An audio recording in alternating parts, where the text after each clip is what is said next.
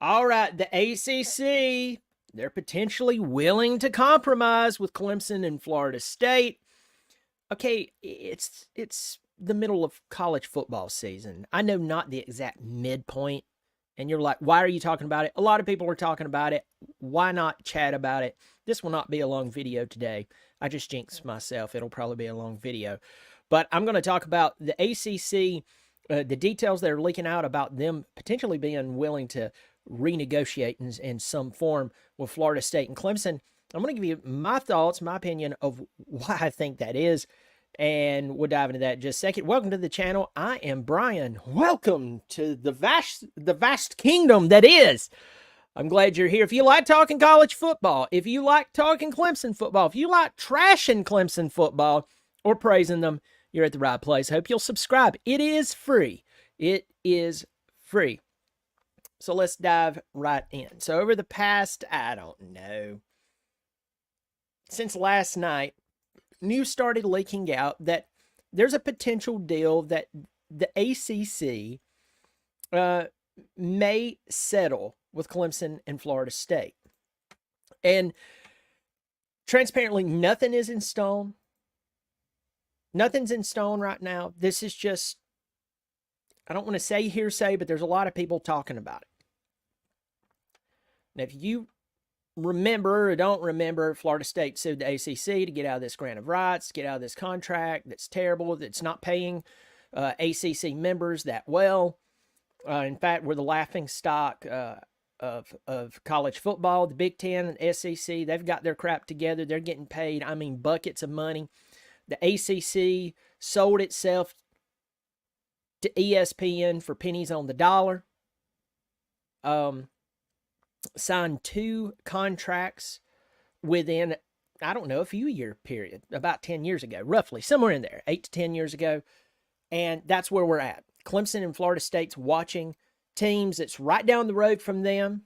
Some great, some teams that's not that great, making way more money than they're making. They're also turning around, they're looking at teams like Wake Forest, who nobody watches on TV. Nobody's watching Wake Forest. Nobody cares about Duke. They cared about Duke last year a little bit, and still it paled in comparison to the viewership that Clemson and Florida State was getting. But they're watching those teams make the same money. So Clemson and Florida State decide they're going to sue. Florida State goes first. Clemson follows. You have lawsuits going on in Florida.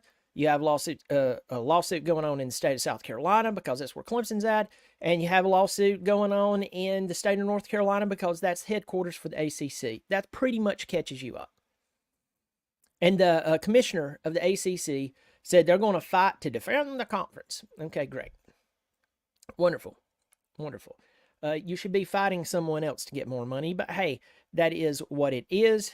Your predecessor and that team sold out the ACC. The rumor is potentially protect his son's job with Raycom, cut a sweetheart deal. I don't know if that's the complete truth or not, but it's what it seems like. So let's dive into the information that's come out. Now, this information is everywhere in various forms, but this is from the News and Observer. I wanted something that wasn't ESPN or Yahoo Sports where it's Ross Dellinger. No, Ross Dellinger has said some stuff in the past that it just kind of throwing darts in the dark. So I didn't want to just quote that completely and totally. But ESPN.com reported that FSU and Clemson and the ACC are in the early stages. Emphasis on early of talks that would allow the schools to remain in the league and bring an end to their lawsuits. The rough details is that Clemson and Florida State would be in line to receive a larger share of the ACC's television money, and the 2036 expiration date of the grant of rights would be moved up. According to this article, which I said let's get away from ESPN, and I quote ESPN via the News and Observer, on the surface, this looks and sounds a lot like the ACC's already implemented success initiative, only expanded to include a provision that would allow FSU and Clemson to receive a larger cut of league television revenue based on ratings, which is, the logic here is clear. Football now accounts for about 80% of the ACC's broadcast rights deals with ESPN. Florida State and Clemson, meanwhile, consistently deliver the strongest football television ratings in the conference. Duh. They want a larger share. That's pretty much it. They believe they deserve a larger share. All right. So, let me tell you what I think that people are kind of questioning what's going on here with the ACC. I'll tell you this. First, here's my opinion on this. First, if the ACC is actually willing to compromise, willing to blah, blah, blah, blah, blah, you need to realize that the reason they're probably doing this is because lawsuits are expensive. They're extremely expensive. I've heard multiple people be told on a lot of different occasions, look, I know that you're suing for this, and I know that you're in the right. Yeah, I mean, the evidence can be that someone is in the right. But if someone else is willing to continue to run the lawsuit gamut, it could cost you a whole lot more money than your willingness to be right would ever cover. I know someone right now who was in a lawsuit with someone, was totally ripped off.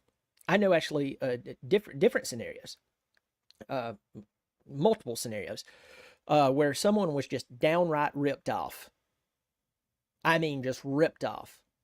And they had to come to an agreement that the people who victimized them would, in some form, believe it or not, profit, even though they should have to pay themselves because the lawsuit was going to be that expensive. Now, this did not happen to me, thank you God. But my point in all of this is that's how expensive lawsuits really, really, really are. So I don't know if Florida State and Clemson got together and talked this thing over and said, listen, all we have to do is just continue to sue the ACC and we'll get them to come off their high horse. All right. So there's that. That's my opinion to a point of why the ACC is willing to come to grips. Next, the ACC brand looks like a joke. I mean, really, the ACC brand looks like a flipping joke. The new Pac, whatever it is out there, that you remember the Pac-12 disintegrated last year, leaving only Washington State and Oregon State left in whatever they're calling themselves. Now they have pulled in, 4 other teams? So now they're at 6. They're at 6 teams. I believe that not even completely formed new conference, or whatever you want to call it, has more respect than the ACC does. I really do. Why would I say that? Because the ACC looks like they're holding their conference members hostage versus representing them. A contract is a contract. You would believe that the ACC would want to go to bat for their members. You would believe that the ACC would want to ensure that they're competitive with the Big Ten and the SEC. But the ACC has done nothing but held their members hostage. And that's exactly how people are looking at them right now. You can go up to the ACC right now, and of course you're going to find some homers in there. Some guys that are just the ACC apologists. They're running around taking up for whatever. I really feel sad for people like that because I don't think they can think on their own. The only grace I'll give them there is if you're trying to keep their job. I don't blame them there, but overall, the ACC and the people who are working there, they look bad right now. Jim Phillips, I don't know the man. He may be a very nice guy, and he's just stuck with this deal, and he's trying to do the best he can because even his hands are tied to a point. I mean, if he took over a post and there was a pre-agreement signed, as much as you and I may not like it, the guy is kind of tied to it. And he may be trying to keep his position as the commissioner of the ACC, but at the end of the day, this guy looks terrible. He looks really, really bad. And you know that if he met with a commissioner with the SEC or the Big Ten, and they look at him and they let's just say they're on the golf course. I know this is extremely cliche and cheesy, but let's just say the three of them are on the golf course for some reason. Or let's put it this way: the Big Ten and the SEC, they're on a their commissioners are on a golf cart together, and they look out here and they say, "Oh, is that Jim Phillips, the ACC commissioner? Yeah, let's ride over and say hello. Hey, man, you don't look good. You look stressed out." Oh, well, we know how some of these schools can be. I mean, we don't hold them hostage if they want to leave. Yeah, they have to pay, a decent fee, but nothing like you. But we understand you have your principles, you have your morals. Oh man, they signed a contract. We're with you. We're with you. Good to see you, Jim. Hey, have a drink on us. We'll send it up. We'll take care of it. It's good to see you, friend. And they start laughing, going, that guy right there, I wouldn't trade places with him if it's the last job on earth. Look at him. He's red all the time. He looks terrible. People probably talk bad about him to his face and behind his back. He can see that look on people's face when they're just looking at him like, I'm just disgusted by you.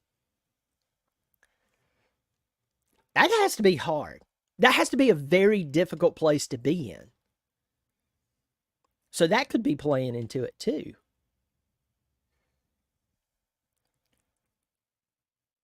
I think the ACC is also willing, because potentially ESPN has maybe given them the nod that we really don't care about your conference. It's obvious. If you turn over to the ACC Network, it's obvious. I mean, I want y'all to pause here and think. I know it sounds like I'm talking really, really terrible trash about the ACC Network and their personalities. I'm not talking about their personalities. I know that Clemson has someone on there. I know there's other people on there, and some of them are talented. But I want you to think about this.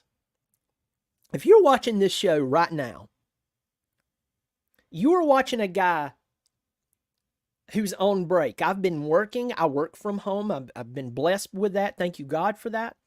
But I've been working, and I took a break, and you said, and I thought to myself, you know what I'll do? I'll do a live video and talk about the ACC. So I'm in my bonus room. And I'm over here in this corner I've got set up. You can tell, maybe you can't tell I'm in a corner, but I'm in a corner, got my Clemson garb around me. And I fire up my old laptop here, got my little microphone. You can see right here, it makes it sound a lot better than just your standard microphone. And I get on here and I talk to y'all. I'm not an insider. I'm just a guy who likes his team. Do you realize I get more views than some of their personalities who has their own YouTube channels? Do you realize that? Really? I'm not making this up. Go search out some of them. Yours truly. I'm not in cahoots with the ESPN. I'm not in partnership with the ACC Network. I never played at Clemson or Florida State, I never went to school to be a journalist. Do you realize I receive more views than a lot of them do on their YouTube channels? It's because nobody watches YouTube. You may hate Paul Feinbaum with a passion, but Paul Feinbaum gets a lot of views. Paul Feinbaum, by the way, is very good at stirring the pot. He knows exactly what he's doing, and he's paid handsomely for it. You go and you find some of these other people who, if they start a YouTube channel, after they leave ESPN or Fox or NBC, a lot of these people get tens of thousands of views. I mean, they really, really do. They get tens of thousands of views, hundreds of thousands if they're really good. A lot of people knows that Josh Pate is part of CBS. He gets a ton of views. Guy has well over 200,000 subscribers last I checked. Might be getting close to 300,000. I don't know. He does a good job. But do you realize that some of these ACC Network personalities, I get more views than they do? That's how little people watches the ACC Network. Then you turn on the ACC Network, and I've jokingly said, it looks like someone struck a deal with the local PBS and said, hey, we want to hold a show here afterwards when y'all aren't using the cameras, if that's okay. And they were like, yeah, that's a sweet deal for us. I mean, in between our marathons where we're showing old videos of Simon and Garfunkel in Central Park back in the 80s, and some British show that it's so British you can't understand a word they're saying, yeah, we'd love for you to come in here and, you know, as long as you pay some rent and oh yeah, sure. What are you doing? Oh, we're part of the ACC Network. It looks like that, folks. It really does look like that. And so the ACC looks like a joke from the top to bottom.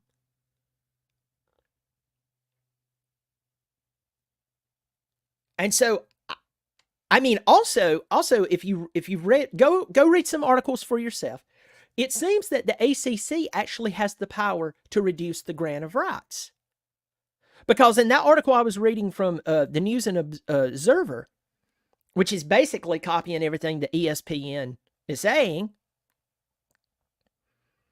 from my understanding, the ACC can reduce the grant of rights. Or the expiration, the 2036 expiration date of the grant of rights would be moved up. That's a head scratcher. That's something that you and I should look at. We should consider.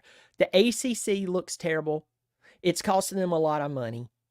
They're the laughing stocks. The personnel up there, you see Jim Phillips. Jim Phillips looks miserable. Again, I'm not slandering the guy. He may be a wonderful man, and he's just stuck with this mess he inherited. Okay? Maybe so. But what I'm saying, to the country, he looks like someone who's leading an organization who is holding their members hostage. End of story. And there's so many people out there, right or wrong, who when you hear this story, maybe it didn't happen to you, but it happened to someone you know, where they got into a contract that they thought was better than what it was going to be. And now all of a sudden they have pieces of paper with writing on it and some signatures holding them hostage because, well, things were misrepresented.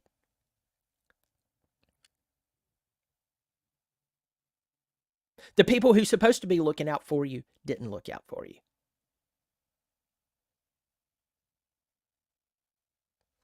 I'll leave it there. I'm going to go to the comment section real quick. My eyes are itching.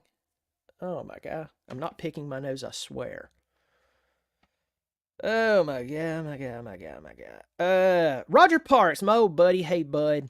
Look at that. He's got that symbol beside his name. Roger Parks supports the channel on a monthly basis. That's what that. So not only is he subscribed, he supports on a monthly basis. And I know some of you are like, man, why do you always go through that? Because if people are kind enough to join my channel and pay monthly $3 or $5, whichever they select, I believe I should at least say thank you. So the only way I wouldn't is if there were so many people that I would just have to say just the blanket thank you for supporting the channel. But thank you, Roger, for doing that. Yes, Tennessee is charging talent fees in their ticket prices to add to NIL. Yes, they are. I believe it's a 10% increase. So ticket prices are already expensive at any major school. I'm I know people who go to Clemson games all the time, and that's fantastic and that's wonderful. But the vast majority of Clemson tickets are not only overpriced, they're terrible seats. That's why I stay home most of the time and watch television. Also, it's easier for me to do this. But can you imagine if a lot of other schools follow suit? Clemson could do that. I mean, everybody is willing to pay $90 a seat to go sit. Now, I'm talking about bad seats to see Clemson play Furman. So I don't know why an extra $9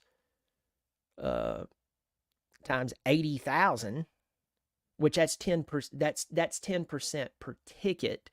I know that value would change based on where the ticket is located, but let's just say an average of let's just say an average of $150. 10% is $15.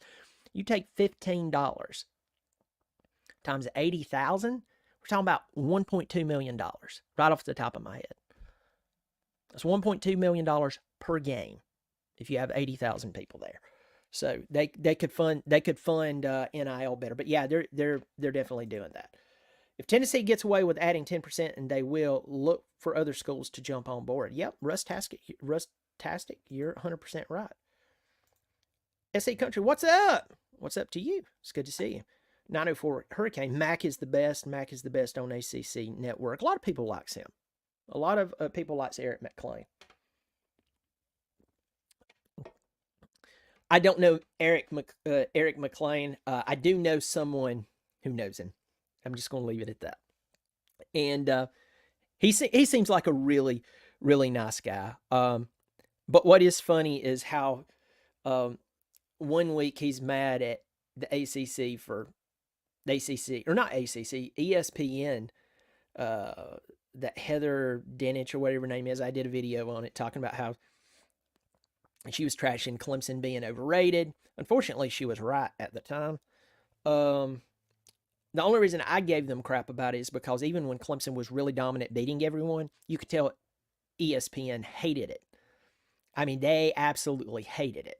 Why? Because a non-SEC school was beating SEC schools, and they hated it. So that's the reason I called out. But it was kind of funny because Eric calls him out, and then in the middle of the Clemson game, he's like, something has to change. I agree with him.